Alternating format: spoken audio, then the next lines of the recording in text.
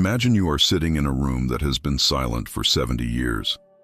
Not the silence of an empty house. Not the silence of a library after closing. This is something else entirely. A silence that has been listened to, cataloged, analyzed, cross-referenced, and held up to every known frequency of the electromagnetic spectrum, night after night, decade after decade, by some of the most disciplined minds the human species has ever produced. A silence so dense with meaning that it became, over time, its own kind of religion. A silence that an entire field of science learned to worship, because the alternative, the end of that silence, was something so large that most researchers preferred not to think about it too directly. Now imagine that one afternoon the silence breaks. Not with thunder. Not with a transmission so obvious that every radio telescope on Earth spins toward the same point in the sky. It happens the way most catastrophic things happen in science. Quietly, in the margins of a dataset, in a pattern that at first looks like instrument noise, like solar interference, like the mundane echo of terrestrial electronics leaking into a frequency that was supposed to be clean. Someone runs the numbers twice, then again, then calls a colleague at 2 a.m. because sleep has become impossible. The pattern holds. It repeats at intervals too precise to be natural. It carries a structure that pulsars, those ancient rotating stellar corpses, simply do not produce. A structure that nothing in the known catalog of astrophysical phenomena produces. For a few hours, maybe a few days, a handful of people on this planet know something that will permanently divide human history into two distinct chapters, before and after. And here is where the story should feel like a triumph. Here is where the years of funding battles, of ridicule, of being the scientists who searched for little green men, should pay off in a moment of pure vindication. Here is where the discovery should feel like the greatest gift the cosmos ever offered a species that spent 10,000 years screaming its questions into the void. But look more carefully. Look at what is actually happening in that room when the confirmation comes. Because the faces of the researchers who have rehearsed this moment for their entire careers do not look the way they expected. The feeling arriving in their bodies is not the clean architecture of joy. It is something older, something more structural, something that lives in a part of the nervous system that evolved long before language existed to name it. It is the feeling of realizing you have been watched. If this kind of question has ever kept you up at night, if the enormity of what hides inside the silence between stars has ever felt, to you, like something more than a thought experiment, then stay with this. Leave your like, subscribe to the channel, and do not look away. What we are about to explore is not science fiction. It is not a disaster scenario conjured to frighten. It is a rigorous, deeply uncomfortable examination of what the discovery of extraterrestrial intelligence would actually mean, not in the next century, but in the first 72 hours, in the first decade, in the geological instant that follows the moment humanity learns it is not alone. And the more carefully you look, the harder it becomes to decide whether finding the answer to our oldest question would be the greatest event in our history, or the last event that matters. Begin with what we know, or rather, with what we assume we know, because the first and most important thing the signal would destroy is not our solitude. It is our certainty. We have spent decades imagining first contact as a negotiation between two roughly comparable parties. We project ourselves onto the cosmos, as all minds do, and we imagine the other side of the conversation as something we could, in principle, understand. We imagine beings who evolved biologically, who have something like emotions, who built their civilization through something recognizable as science and technology, who, even if radically alien in appearance, operate within a cognitive architecture that has some common interface with ours. It is a deeply human assumption.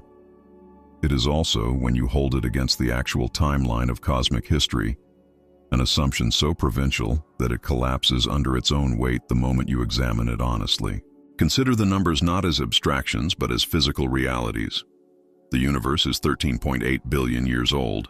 Earth is 4.5 billion years old.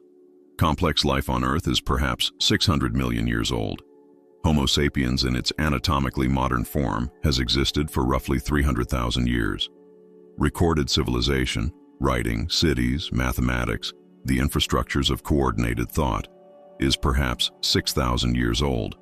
And radio technology, the very instrument that allows us to transmit and receive signals across interstellar distances, has existed for approximately 150 years.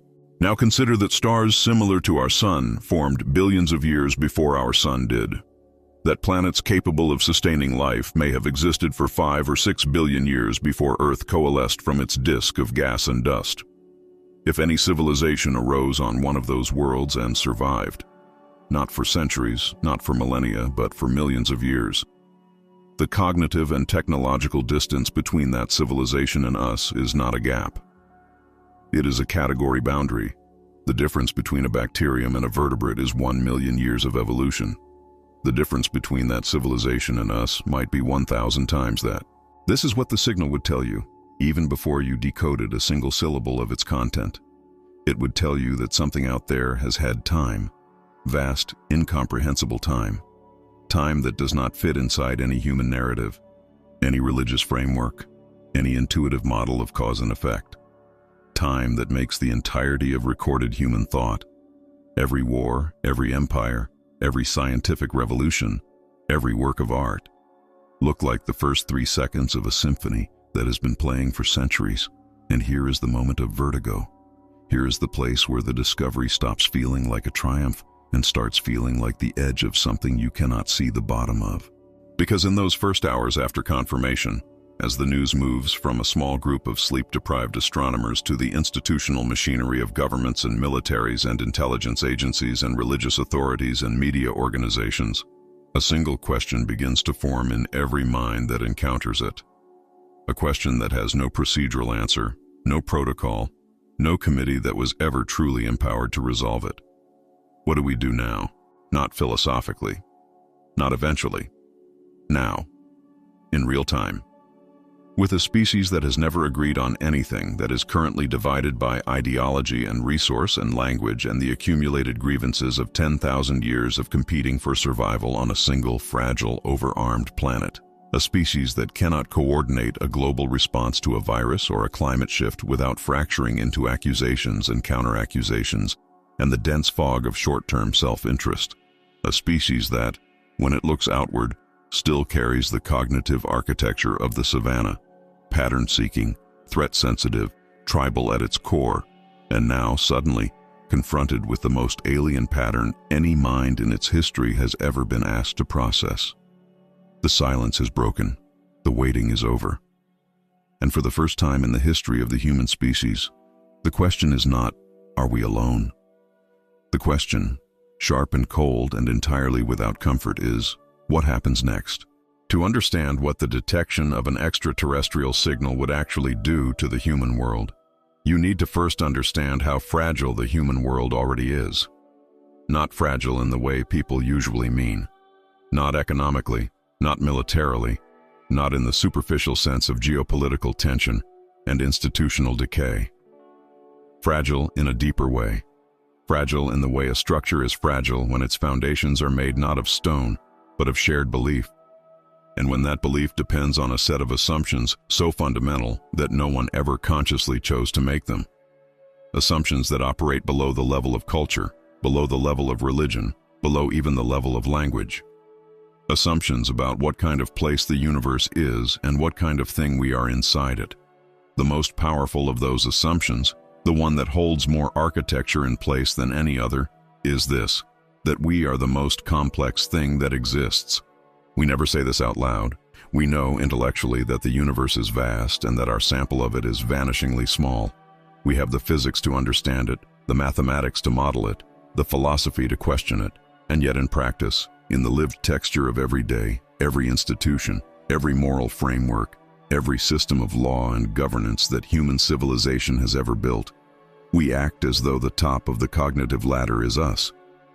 We act as though intelligence, in its most sophisticated form, wears a face we recognize. The gods we invented look like us. The aliens in our stories act like us. They invade, they negotiate, they feel fear and desire and the drive for power. just as we do, just scaled up or made strange by the conventions of the genre. The signal would end that assumption permanently, not gradually, not through the slow erosion of evidence across generations, but in a single afternoon, on a specific date that every school in the world would eventually memorialize. Now hold that thought and build something concrete around it. Because abstract magnitude is the enemy of genuine comprehension. The mind protects itself from the incomprehensible by filing it under very large and moving on. So let us not talk about vast distances and geological timescales in the abstract. Let us try, for a moment, to actually feel them. Imagine the entire history of the universe compressed into a single calendar year. January 1st, the Big Bang. The first stars ignite somewhere in late January. Galaxies begin forming over the following weeks. Our sun and its planets do not appear until around September 2nd. The first microbial life on Earth emerges around September 21st. For the next 3 months in this compressed year, life on Earth exists only as single cells.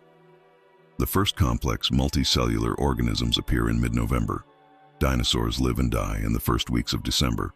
The earliest hominids appear on December 31st in the last hours of the year. Agriculture, the foundation of civilization, begins at approximately 11:59 p.m. All of recorded history, Egypt, Greece, Rome, the Renaissance, the Industrial Revolution, the digital age, everything you have ever learned in any classroom, occupies the final 11 seconds of December 31st. 11 seconds. Now imagine that on a planet orbiting a star that formed in July of that cosmic year. 2 months in this calendar before our sun even existed, life arose, complex life evolved, and a civilization developed that did not collapse. That did not destroy itself with its own weapons. That did not succumb to the 1,000 different ways intelligent species might extinguish themselves. That simply continued. For 2 months of cosmic time, hundreds of millions of years of civilization, not stone tools and fire, but post-biological, post-scarcity, post-mortal civilization, shaped by spans of time so immense that the gap between Julius Caesar and the International Space Station would register as a rounding error. What would that civilization want from us? This is the question that makes the optimistic narratives about first contact quietly, persistently untenable. The standard hopeful scenario imagines a kind of cosmic philanthropy, an advanced civilization that overcame its destructive tendencies and now wishes to help younger species do the same. A sort of galactic Peace Corps, transmitting the accumulated wisdom of 1 billion years of solved problems. It is a beautiful idea. It is also, when examined through the lens of evolutionary biology and game theory, an idea that has almost no support from the only data we possess: the behavior of intelligent life as we have observed it on this planet. Every civilization on Earth that encountered a dramatically less technologically advanced civilization made a set of choices that had almost nothing to do with the desires of the advanced party and almost everything to do with the structural dynamics of the encounter itself. The Spanish did not arrive in the Americas because they planned to devastate indigenous civilizations. The devastation emerged from the logic of the contact, from disease, from the unmanageable differential in military technology, from the economic structures that made exploitation more efficient than coexistence. The individuals involved made decisions within a framework that neither party had designed and that neither party could easily escape. This is the part of the problem that does not require malevolence. This is the part that does not ask you to imagine monsters. It only asks you to imagine that the same structural logic applies at a cosmic scale, that the outcome of contact between civilizations separated by hundreds of millions of years of development might be shaped not by the intentions of the advanced party, but by dynamics so large and so impersonal that intention becomes irrelevant. And even if we set aside the question of their intentions entirely, even if we grant the most generous possible interpretation, an intelligence so refined by time that it has transcended any interest that could harm us, we are still left with a problem that sits entirely on our side of the equation. A problem that has nothing to do with what they send and everything to do with what we do when we receive it. Because the signal arrives not in a world that is prepared to receive it, but in the world that actually exists, a world of 195 nations, none of which has any binding obligation to defer to any other on a question of this magnitude. A world in which the first government to confirm receipt of the signal would face an immediate and agonizing choice about whether to disclose, when to disclose, and what the disclosure would do to every power structure it currently operates within. A world in which militaries would instantaneously begin assessing whether the signal carried any information that could be weaponized. A world in which markets, built on assumptions about the future that were all constructed without this variable, would have to be restrained or watched with extraordinary care. And underneath all of that, in the homes and churches and hospitals and prisons and schools of every nation on Earth, 8 billion individual human beings would be processing in real time the single most psychologically disorienting piece of news ever delivered to their species.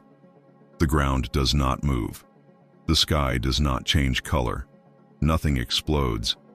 But something shifts underneath everything. Something quiet and enormous and irreversible.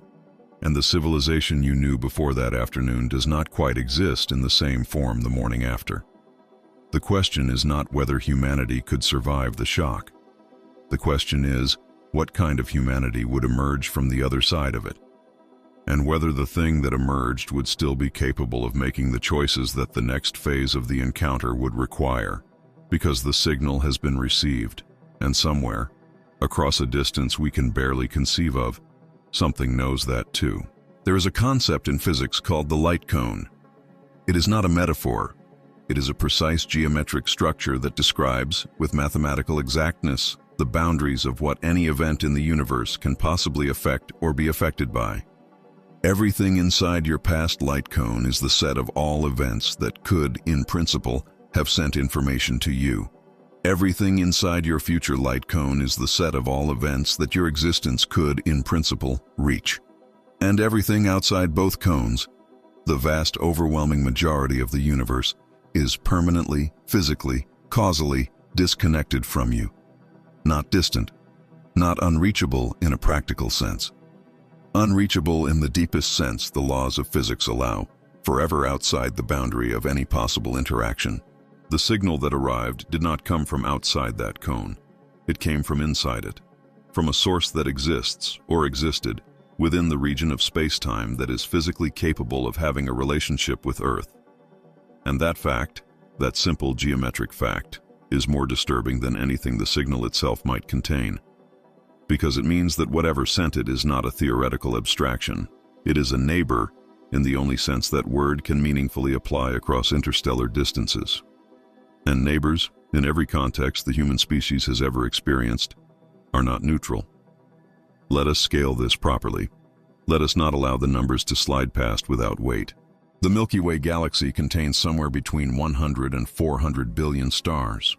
Of those, astronomers estimate that tens of billions orbit within the so-called habitable zone of a sun-like star, the band of distance where liquid water can exist on a rocky surface. The Kepler Space Telescope, during its operating life, confirmed that planets are not rare. They are the default. Almost every star has them. The raw material for life, and therefore potentially for intelligence, is distributed across the galaxy with a generosity that, when you sit with it honestly, should feel staggering. The universe did not make life difficult to start. The universe made life easy to start. What it appears to have made difficult, catastrophically, mysteriously difficult, is for life to reach the point of sending signals across interstellar distances.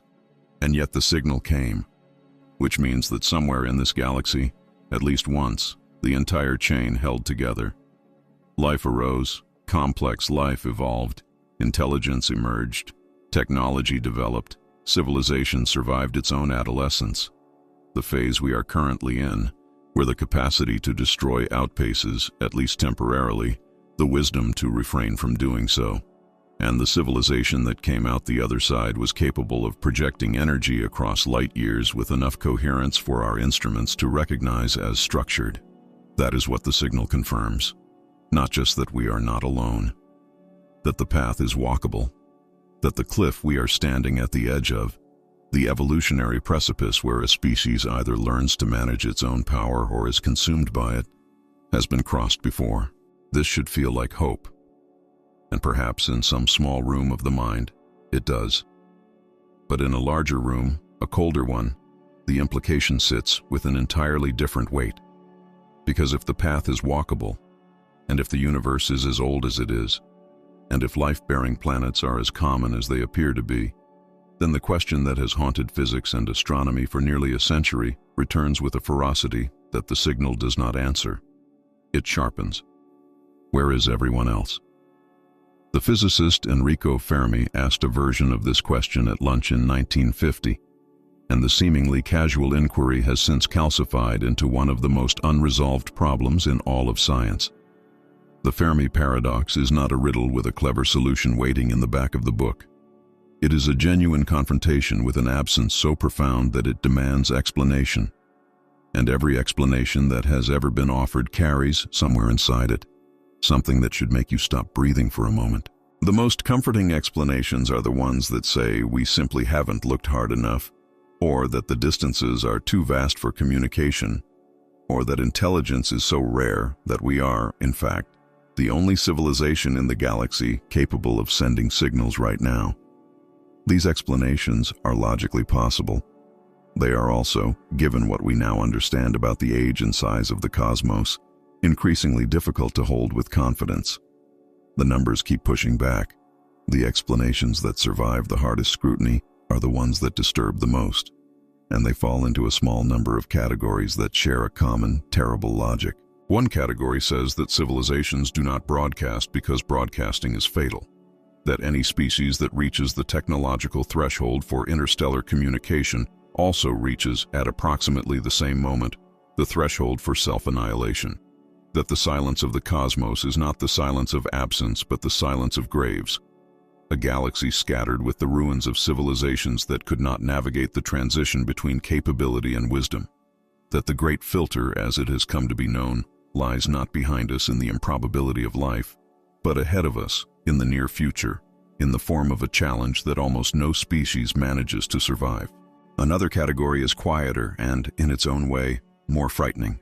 It says that civilizations do not broadcast because they have learned not to, that the universe is not empty but strategic, that the silence is not evidence of death but of intelligence, a deep galaxy-wide recognition that transmission means exposure, and that exposure, in an environment where the technology differential between civilizations can span billions of years, is an existential risk that no rational actor takes voluntarily. That the cosmos is not a community waiting to welcome new members. It is a dark forest, and every civilization in it learned, at some point, to move without making noise. If this second category is correct, if the silence of the sky is a deliberate universal posture, then the signal we received is not ordinary. It is an anomaly, and anomalies in a universe organized around the principle of strategic silence are either the mark of a civilization so powerful that exposure carries no risk for it, or the mark of a civilization that has not yet learned the lesson that all the others learned. A civilization shouting in the dark forest, not because it is brave, but because it does not yet understand that the forest has eyes. Either possibility rewrites the meaning of the moment, because if the sender is so powerful that silence is unnecessary, then the act of reaching us was not a mistake. It was a choice, deliberate, purposeful, a choice made by something that has had longer to think about its implications than our civilization has existed. And the question of what purpose it serves is one that no human institution, no military, no government, no scientific body is currently equipped to answer. And if the sender is a civilization that did not know better, a species in its own cosmic adolescence, loud and visible and perhaps no longer present to regret it, then the signal is not an invitation. It is a warning, a cautionary echo from a source that may already be silent for reasons we should be doing everything in our power to understand before we repeat them. The signal has been received. The data has been verified. And now, in the halls of every institution that matters, a debate is beginning that will shape every decision the human species makes for the remainder of its existence.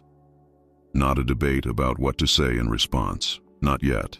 First, a debate about something more fundamental, more urgent, more immediately consequential. A debate about whether anyone outside this room should be told at all, Because knowledge, at this scale, is not neutral, it is structural. It reshapes everything it touches. And what has just been touched is not a scientific paper, not a press release, not a finding to be submitted for peer review. What has just been touched is the foundation upon which every human being alive has built their understanding of what they are and why it matters. And foundations, once cracked, do not quietly return to their original form. The International Academy of Astronautics has a document. It is not widely read. It does not appear in mainstream political discourse or in the security briefings of most governments. But it exists, and it has existed in various forms since the 1980s, and it is called the SETI Post-Detection Protocol, a set of guidelines for what should happen in the hours, days, and weeks following the confirmed detection of an extraterrestrial signal. The protocol is careful, measured, and collaborative in spirit. It recommends verification through independent observatories, consultation with international scientific bodies, disclosure through appropriate channels, and the development of a coordinated global response before any reply is transmitted. It is, by every institutional measure, a responsible and thoughtful document. It is also, by every measure of how power actually operates in the world, a document that would be irrelevant within hours of the confirmation. This is the paradox at the heart of the detection problem, the one that sits not in the physics of the signal but in the political physics of the civilization receiving it. We have spent decades building protocols for how to behave after contact, and almost no institutional energy has gone into honestly assessing whether those protocols could survive contact with the actual incentive structures of the world they would have to function within. Because the moment a signal is confirmed, it ceases to be a scientific event and becomes a geopolitical one. And geopolitical events do not follow protocols designed by academics for a world in which every actor shares the same interest in orderly disclosure. Think about what the signal represents from the perspective of a state actor. It represents potentially the most asymmetric intelligence windfall in human history. If the signal carries technical information, physics, mathematics, engineering principles, biological knowledge, the civilization that deciphers it first does not merely gain an advantage, it potentially leaps forward by a degree so extreme that the existing global order becomes incoherent overnight. Every current balance of power, every strategic deterrence, every economic competition is premised on a world in which the rate of technological development is roughly comparable across major actors. A single civilization, gaining exclusive access to extraterrestrial knowledge, even a fraction of it, even one principle that opened a door in materials science or energy generation or computation, would shatter that premise entirely. This is why the first question, in every serious classified conversation that would follow confirmation, would not be philosophical. It would be operational. Who else knows? How long do we have before they know? And what do we do with the information before that window closes? The pressure toward concealment would not come from villainy. It would come from the same rational calculus that governs every decision made by actors operating in a competitive international environment. Disclosure means sharing. Sharing means losing the advantage. And in a world where the advantage in question could redefine the entire structure of human civilization, the pressure not to share would be almost gravitational in its force. But concealment has its own catastrophic failure modes because the signal was not received in a vacuum. Radio telescopes are not proprietary, the sky is not owned. Independent observatories, amateur astronomers, and allied intelligence services all operate in overlapping fields of observation, and the probability that a confirmed detection could be contained for any meaningful period of time is, in the judgment of most communication theorists, very low. Secrets of this magnitude do not stay secret. They leak through professional networks, through data anomalies that other astronomers notice and begin asking questions about, through the behavioral changes of the institutions that know, changes that are visible from outside even when the content remains hidden. And when concealment fails, when the information escapes into a world that has been denied it for months or years, through a leak or a rival announcement or an accidental disclosure, the damage done by the concealment itself may be greater than any damage the original signal could have caused, because the revelation now carries two pieces of information simultaneously. There is intelligent life beyond Earth, and your government lied to you about it. The second piece is not philosophical. It is corrosive to the specific kind of institutional trust that holds complex societies together during moments of stress. We arrive then at what might be called the disclosure paradox. Immediate disclosure destabilizes the global order by distributing information that different actors are structurally incentivized to hoard. Delayed or partial disclosure destabilizes it differently by validating every conspiratorial narrative about the relationship between governments and truth that has ever been proposed, and by detonating not one crisis but two, the original shock of the contact, amplified and distorted by the secondary shock of the cover-up. There is no clean path. There is no option that does not carry, somewhere inside it, a form of damage serious enough to alter the trajectory of civilization. But this is still, in some important sense, the manageable layer of the problem. Because all of this, the geopolitical maneuvering, the institutional failures, the disclosure paradox, assumes that the signal is passive, that it is a message in a bottle, floating across the interstellar medium without attachment, without consequence beyond the information it contains. What if it is not? What if the signal is not an artifact of a distant past, a transmission from a civilization that may no longer exist in any recognizable form, but something active, something that is, right now, waiting for a response? What if the act of receiving the signal, of processing it through our instruments and networks and institutions, is itself a detectable event? What if something, somewhere, already knows that we heard? This is not a scenario that requires the sender to be hostile. It does not require surveillance technology that feels implausible. It only requires that a civilization sufficiently advanced to transmit across interstellar distances might also be sufficiently advanced to detect the downstream effects of reception, the way a master locksmith can feel, through the subtle vibrations of the mechanism, whether someone on the other side of the door is turning the handle. If that is true, even if it is merely possible, then the situation on Earth in the days after confirmation is not the situation of a species deliberating quietly about how to respond to a message. It is the situation of a species that has already responded, whether it intended to or not, and that is now operating under the assumption of privacy in a context where privacy may already be gone. This is the invisible threshold, the moment you cannot see from the outside. Because from the outside, from the perspective of the ordinary world, proceeding through its ordinary Tuesday, nothing has changed. The sun rises, traffic moves, markets open. Somewhere, a child learns to read for the first time, and an old man watches rain on a window, and a woman laughs at something her friend said, all of them perfectly unaware that in a secured facility in a country that may or may not be this one, a small group of people is sitting with the full weight of the most consequential secret in the history of the human race, trying to decide whether the world they have known is still the world they are in.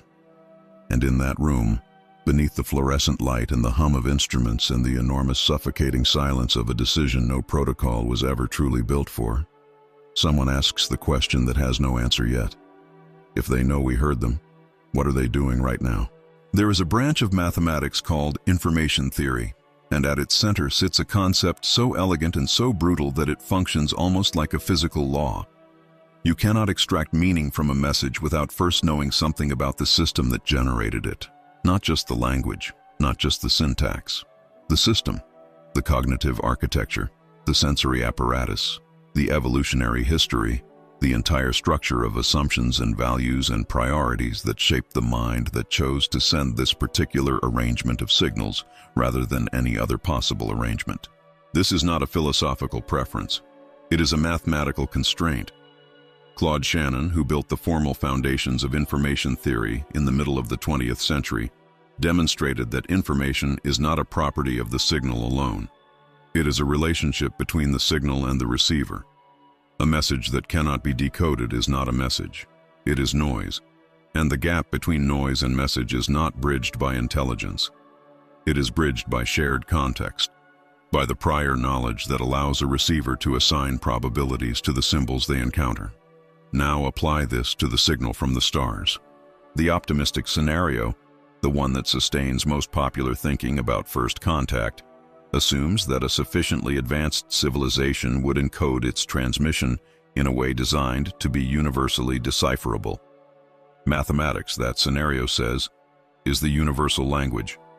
Prime numbers, geometric ratios, the fundamental constants of physics. These are things that any technological civilization must have discovered, regardless of its biology or history or sensory world. A transmission built around these constants would be recognizable to any mind capable of receiving it. This argument is elegant. It is also, the closer you examine it, a mirror that reflects our own assumptions back at us, rather than a window into the actual problem. Because mathematics, as we practice it, is not a pure abstraction floating free of the minds that developed it.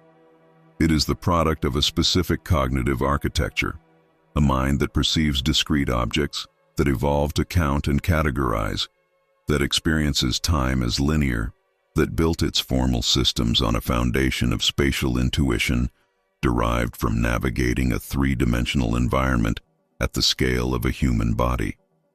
The mathematics of a civilization that perceives the world through senses we do not have, that thinks at timescales we cannot inhabit, that may have restructured its own cognitive processes over millions of years of self-modification, that mathematics might be as alien to ours as a symphony is to a being with no auditory system.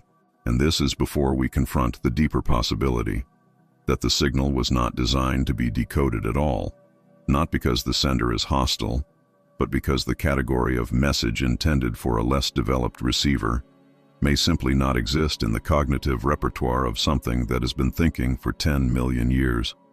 Imagine trying to write a letter intended to be read by a bacterium, not because you despise the bacterium, not because you wish it harm, simply because the entire concept of writing a letter presupposes a recipient with a set of faculties that the bacterium does not possess, and no amount of goodwill on your part changes that structural reality.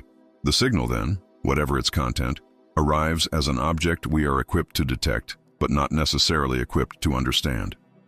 And the terrible possibility that haunts every serious researcher who has spent time with this problem is that the two capabilities, detection and comprehension, may be separated by a gulf so vast that crossing it would require not years of work, but a fundamental transformation of what we are.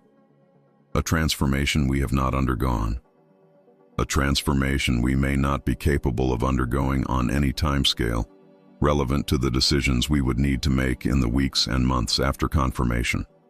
But let us suppose, generously, that the signal contains a layer we can access, a surface message designed for receivers at approximately our level of development, encoded in exactly the kind of mathematical universality that optimists imagine.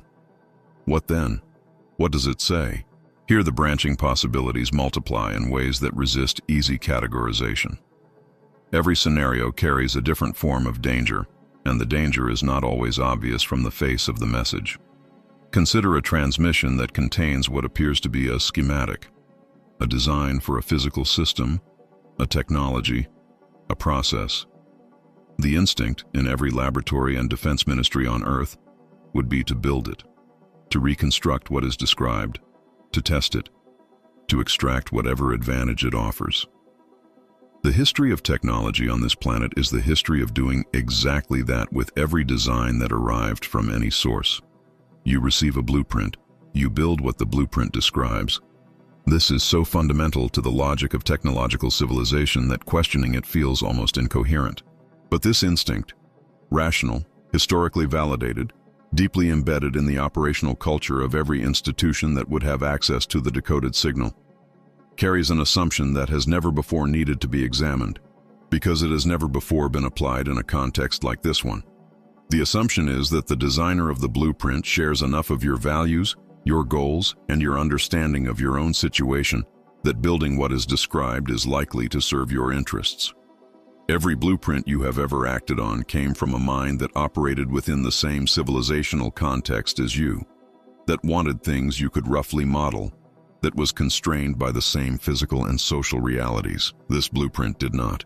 The possibility that a signal might contain what researchers in biosecurity and information security have begun calling an information hazard, a piece of knowledge that is dangerous not because of how it is used but because of what it is one that has moved in the last 2 decades from speculative fiction into serious academic literature. Not the crude version, not a computer virus embedded in a radio transmission, but something subtler and more fundamental. A conceptual structure that, once understood, reshapes the cognitive landscape of the receiver in ways that cannot be undone. A mathematical insight so powerful that it forecloses certain futures by making their alternatives overwhelmingly more attractive. A philosophical framework so coherent that it reorganizes values, priorities, and the entire hierarchy of what a civilization considers worth doing, not through coercion, but through the sheer gravitational force of its own internal logic. You would not need to be conquered. You would not need to be deceived. You would only need to understand. And this is where the mechanics of the problem become, in the truest sense, terrifying. Because the defense against this kind of influence is not military, it is not technological, it is epistemic. It requires the ability to recognize in real time that what feels like insight might be intervention, that what feels like enlightenment might be redirection, that the sense of having understood something profound and true might itself be the mechanism through which your course is being altered. And this kind of epistemic defense requires a level of self-awareness about the foundations of your own cognition that no individual, no institution, no civilization has ever been required to exercise before, because no civilization has ever before been in a situation where the source of an idea was so incomparably more sophisticated than the receiver of it. We are left then in a position of radical asymmetry that goes all the way down.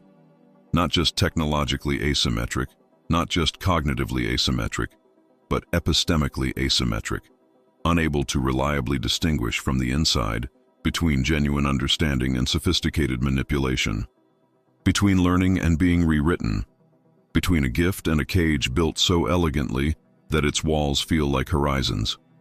This is not a hypothetical problem located in the distant future of the contact scenario. It is the problem that begins the moment decoding begins. The moment the first human mind genuinely engages with the content of what was sent, the asymmetry is no longer abstract. It is operational. It is alive. And unlike every other challenge the detection poses, the political, the social, the psychological, this one has no external solution. No committee can resolve it. No protocol can contain it. No military can defend against it. The only thing standing between the human mind and what the signal contains is the human mind itself. And the signal, whatever else it might be, was created by something that has had incomparably more time than us to understand exactly what that means. In 1977, a researcher at Ohio State University's Big Ear radio telescope reviewed a computer printout of signal data and found something that made him circle a sequence of numbers and letters with a red pen and write a single word in the margin beside it. The word was wow. The signal, now known universally as the wow signal, lasted 72 seconds, matched almost exactly the expected profile of an extraterrestrial transmission, originated from a direction in the constellation Sagittarius, and has never been detected again. It has never been explained. It has never been reproduced. It remains, nearly 50 years later, the single most compelling candidate for a non-terrestrial, non-natural signal in the history of radio astronomy. One signal, 72 seconds, never repeated, and we never responded. Not because no one tried, not because the scientific community was indifferent, but because by the time the data was reviewed, the moment had passed. The telescope had moved. The sky had rotated. The source, whatever it was gone, and we had no way to go back. Hold that in your mind as you consider what happens in the weeks after a confirmed detection that does not disappear after 72 seconds. A signal that persists, that repeats, that is clearly structured, clearly deliberate, clearly waiting. In whatever sense that word applies to something transmitted at the speed of light across hundreds of light years, for a response that has not yet come, because the question of whether to respond is not a scientific question. It is not answered by any calibration of any instrument. It is a question that sits at the intersection of politics, philosophy, evolutionary biology, and the deepest available understanding of risk. And it is a question that humanity would need to answer collectively in real time, under conditions of maximum psychological and institutional stress. The argument for response seems, on the surface, almost self-evident. We have been asking this question for millennia. We have found what we were looking for. The natural extension of the search is the conversation. To receive without responding is to stand at a door that finally opened and choose to pretend you are not home. An act so cognitively dissonant, so contrary to the entire cultural and scientific tradition that produced SETI, that many researchers have said, explicitly, that they would find it psychologically impossible to remain silent. But the argument against response, the argument that grows stronger, not weaker, the more carefully it is examined, does not rest on timidity or paranoia. It rests on asymmetry, the same radical asymmetry that runs through every layer of this problem, surfacing here in its most consequential form. To respond is to provide, at minimum, confirmation that we received, verification that we are technological, and refinement of our precise location. Even a response that contained no additional information beyond the acknowledgement of receipt would, to a receiver sufficiently more sophisticated than us, be readable in ways we cannot fully anticipate. It would tell them how we decoded the signal, which reveals something about our mathematics. It would tell them when we responded, which reveals something about our decision-making processes and institutional speed. It would tell them what frequency and power level we used, which reveals something about the current ceiling of our technology. Every choice we made in the construction of the response would be a data point. Every silence we left would be a data point. The response itself, even stripped of intentional content, would be the most detailed self-portrait our civilization had ever transmitted, and we would be transmitting it to a reader we cannot evaluate from a position of radical disadvantage in a context where the cost of the wrong decision is not recoverable. The scale of that cost is something that has to be built slowly because the mind resists it. We are accustomed to thinking about risk in terms of scenarios we can model, consequences we can bound. Even the most catastrophic risks in human history, nuclear war, pandemic, climate change, are risks whose worst outcomes, however terrible, leave the human species as the primary actor in whatever comes after. They are risks that operate within the human frame. The risk of the wrong response to the signal is different in kind, not merely in magnitude. It is a risk that could, in the worst cases, remove humanity as a relevant actor in the unfolding of its own future. Not by destruction necessarily, by incorporation, by transformation, by the same quiet structural logic that has governed every encounter between radically asymmetric civilizations throughout human history. The logic that does not require malice to produce outcomes that the less powerful party would never have chosen. This is the place where several of the most serious thinkers to have engaged publicly with this problem, people who are not given to hyperbole or performative alarm, have come to a conclusion that should carry enormous weight, precisely because of who they are and what they have spent their careers understanding. The late Stephen Hawking said, with characteristic directness, that contact with a significantly more advanced civilization would likely be catastrophic for humanity, and that we should be doing everything possible to avoid drawing attention to ourselves. Hawking was not a man who said things like this casually or for effect. He was a man who had spent decades at the edge of what the human mind can know about the structure of reality, and who had thought more carefully than most about what the structure of reality actually implies for the future of intelligence. He was not alone. The concern is not a fringe position. It is the position you tend to arrive at when you take the problem seriously enough, for long enough, without the comforting assumption that the universe is organized around human interests. But here is where the complication deepens one final time, in a way that closes every remaining exit. Because even if humanity reached a consensus, an actual unprecedented binding global consensus, that no response should be sent, the consensus would not hold. It could not hold. Not because of bad faith, but because of the same structural reality that makes every global coordination problem difficult. The incentive to defect is enormous, and the verification of compliance is nearly impossible. The nation, or corporation, or individual that responded first, that broke the silence unilaterally, would not be acting irrationally by any measure their own civilization uses to evaluate rationality. They would be making first contact. They would be the authors of the most consequential relationship in human history.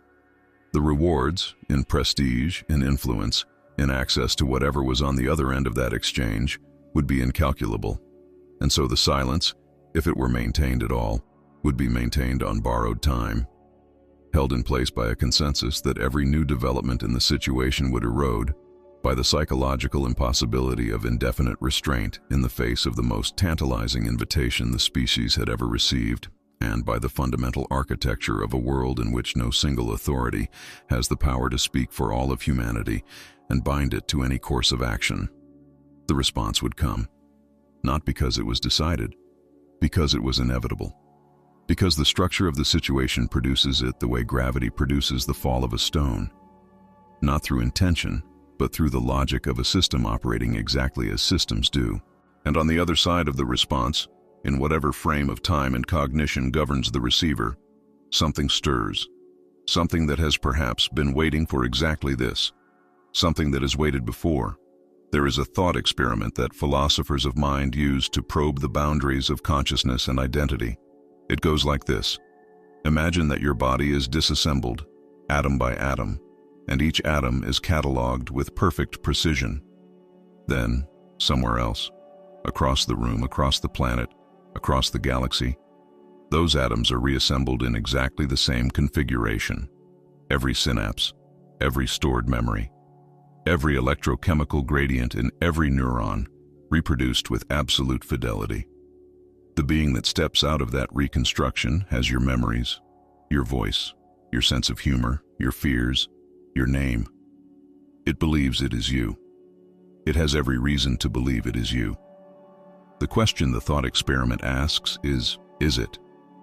We have never needed to answer this question practically. It has always been a philosophical exercise, a tool for probing intuitions about what continuity of self actually means. But contact with a sufficiently advanced civilization would make it, potentially, a question with operational consequences. Because the transformation that contact would initiate, the slow, irreversible process by which the encounter reshapes the civilization that receives it, is not a transformation that happens all at once, in a single visible rupture. It happens the way all deep transformations happen, gradually, then suddenly, through 1,000 small adjustments that each seem manageable, each seem like progress, until the day you look back and the distance between where you are and where you started is so vast that the starting point is no longer legible. This is what the history of contact on Earth actually shows, when you look at it without the narrative frames we use to make it bearable.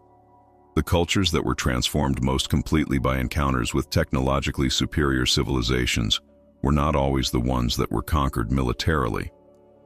Some of the deepest, most permanent transformations happened through adoption, the voluntary embrace of tools, concepts, values, and systems that arrived from outside and reorganized the interior of the receiving culture so thoroughly that the culture that survived was, in meaningful ways, a different culture wearing the same name.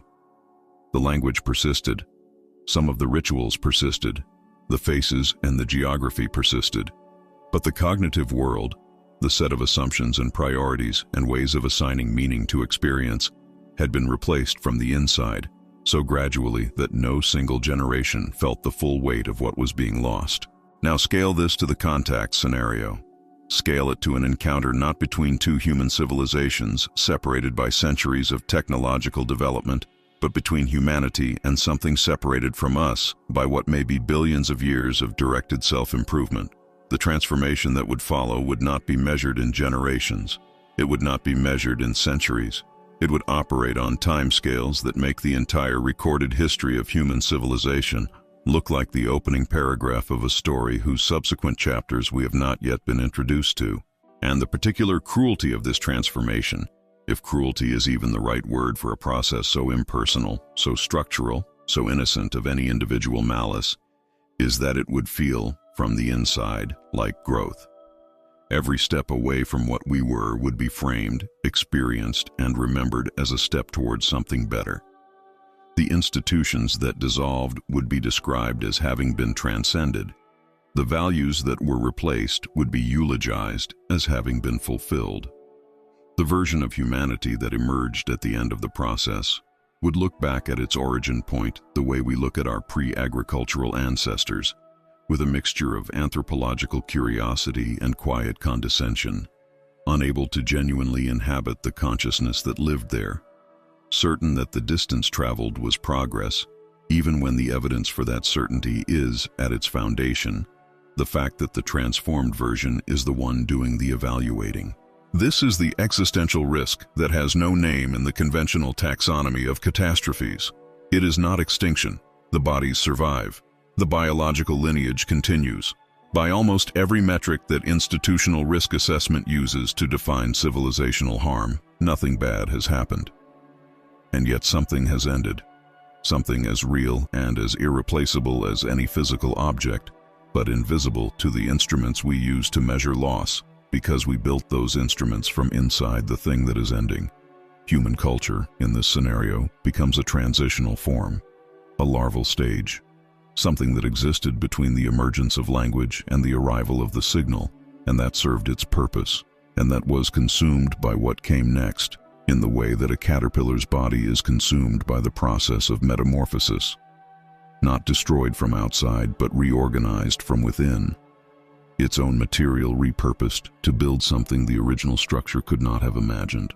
The biologists have a term for the moment in metamorphosis, when the caterpillar's body has been entirely dissolved and the butterfly has not yet formed.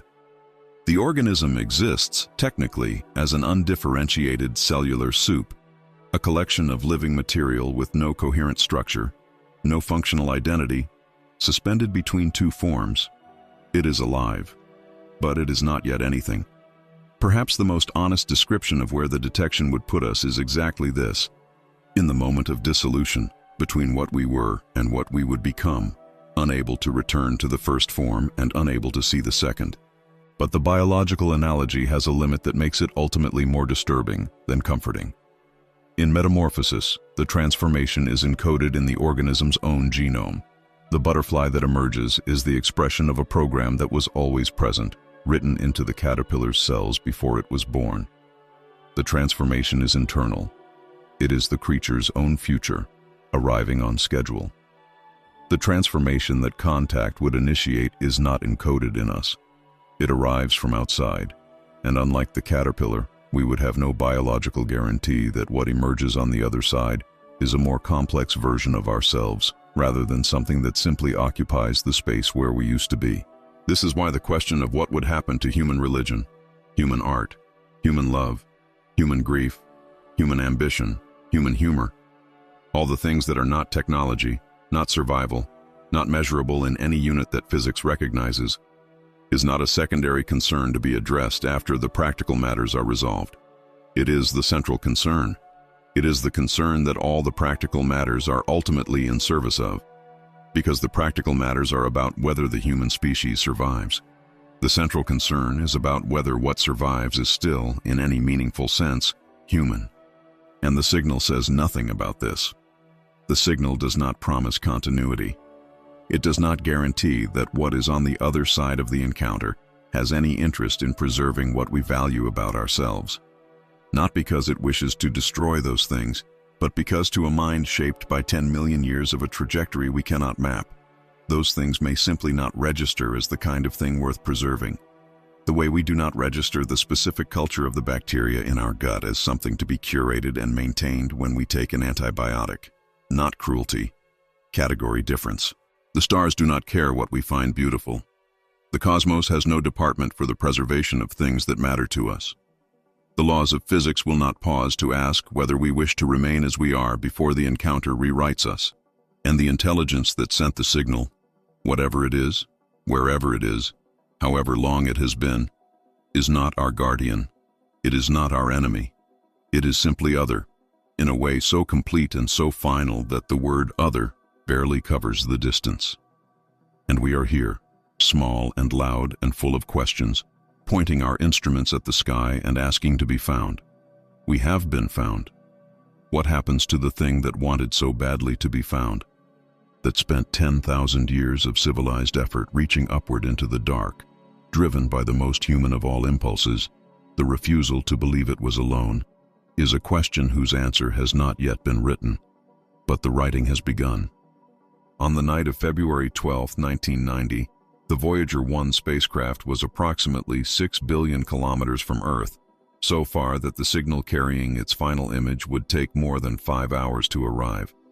At the request of the astronomer Carl Sagan, mission controllers turned the probe's camera backward toward the inner solar system and took a photograph. In that photograph, Earth appears as a pale blue dot, less than a pixel in size, suspended in a beam of scattered sunlight against the absolute black of interstellar space. Sagan looked at that image and wrote words that have since been read by more people than almost any scientific text of the 20th century. Words about how every human being who ever lived, every king and slave and saint and murderer, every act of courage and cruelty and love and invention had played out on that mote of dust suspended in a sunbeam. He wrote those words to produce a particular feeling, a feeling that he believed was not merely poetic but practically necessary, the feeling of perspective, the feeling of genuine embodied understanding of what we are and where we are and how much of the universe proceeds without any reference to our existence. He believed that a species capable of genuinely feeling its own smallness might be less likely to act as though it were the only thing that mattered. He believed the overview effect, the cognitive shift that astronauts describe when they see Earth from orbit, the sudden visceral comprehension of how thin the atmosphere is, how arbitrary the borders are, how fragile and alone the whole spinning sphere looks against the void, was something humanity needed to feel collectively, not just individually. He spent his career, in a real sense, trying to give us that feeling through language and image and scientific education, because he understood that we could not yet give it to ourselves through direct experience. He also spent years of that career searching for the signal. He believed, with a conviction that was both scientific and deeply personal, that finding evidence of intelligence beyond Earth would be the most transformative event in human history, a discovery so large that it would force the very perspective shift he had been trying to produce through all his other work, that it would make the pale blue dot legible to us in a new way, that it would place us at last in a context large enough to see ourselves honestly. He may have been right. And he may simultaneously have been describing something whose actual consequences he could not fully see from where he stood, because the perspective shift he imagined was the one a small mind has when it first grasps the size of the cosmos. What he could not fully account for is what happens when the cosmos looks back. We have been the subject of our own inquiry for the entire span of our civilization. Every philosophy, every religion, every scientific framework we have ever built has been constructed from inside the human experience, by human minds, using human concepts to answer human questions. Even our most radical departures from anthropocentrism, the Copernican revolution that displaced Earth from the center of the universe, the Darwinian revolution that placed us within the continuity of life rather than above it, the quantum revolution that dissolved the boundary between observer and observed, even these have been conducted in our own language, with our own instruments, interpreted through our own cognitive architecture. They changed what we thought we were. They did not change what we were thinking with. The signal changes what we are thinking with. Or it tries to. Or it will, given time, given engagement, given the irreversible momentum of a civilization that cannot stop being curious, even when curiosity is the mechanism of its transformation. And this is where the story arrives at something that transcends the categories of danger and safety, of threat and opportunity, of triumph and catastrophe. This is where the story arrives at the deepest question the human species has ever been positioned to ask. Not, are we alone? Not, are they hostile? Not even, will we survive? But, what does it mean to be the kind of thing that asks these questions and then receives an answer? Because asking is a human act. It is the act of a mind that knows it does not know, that lives in the gap between ignorance and understanding, and finds that gap not intolerable, but generative. The entire edifice of human knowledge is built on the tolerance of that gap, the willingness to sit with uncertainty long enough to transform it into something useful. Every laboratory, every library, every cathedral, every observatory is a monument to the gap, to the space between what we are and what we want to understand, and to the strange, persistent drive that sends us into that space rather than away from it. The signal comes from the other side of a gap so enormous that we cannot see across it, but it comes, and what it tells us, in the very fact of its existence, before we have decoded a single symbol, before we have made a single decision about whether to respond. What it tells us is that the gap can be crossed, that somewhere in this galaxy, something made it to the other side, that the arc from primitive curiosity to interstellar transmission is a real trajectory, not a fantasy, not a projection, not a hope that the universe refuses to honor. Something walked that entire path. Something is standing on the other side, and we are here, at the near end of it, holding instruments we built with our own hands, staring at a signal we don't yet understand, already changed by the fact of its arrival.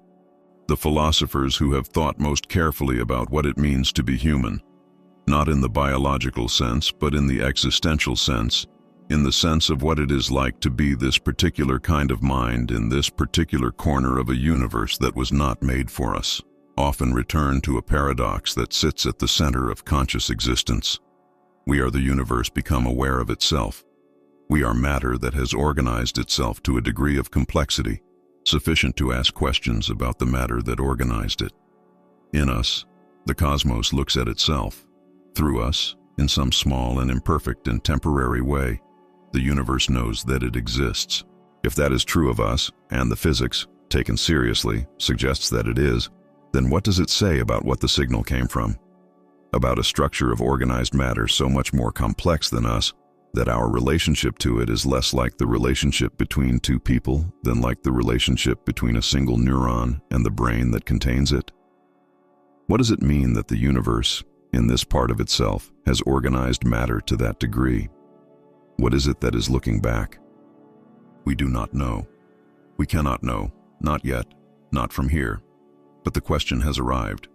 It has arrived in the form of a pattern on a screen, a repetition too precise to be natural, a structure that no pulsar and no solar flare and no terrestrial instrument could have produced. It has arrived, and it cannot be unseen, and it has initiated a process that will not stop. Not because anyone decided it would not stop, but because this is what happens when a mind that has spent its entire existence asking questions is finally, irrevocably answered. The pale blue dot is still there. The thin atmosphere still holds. The arbitrary borders still divide the surface. The 10,000 years of accumulated human longing and invention and beauty and violence still constitute everything we are. None of that has been erased. But the context has changed. Permanently, completely. In the way that the context of a dream changes when you realize, from inside it, that you are dreaming. Except that in this case there is no waking up, no return to the state of not knowing that you occupied before. The knowing is now part of the structure. It is load-bearing.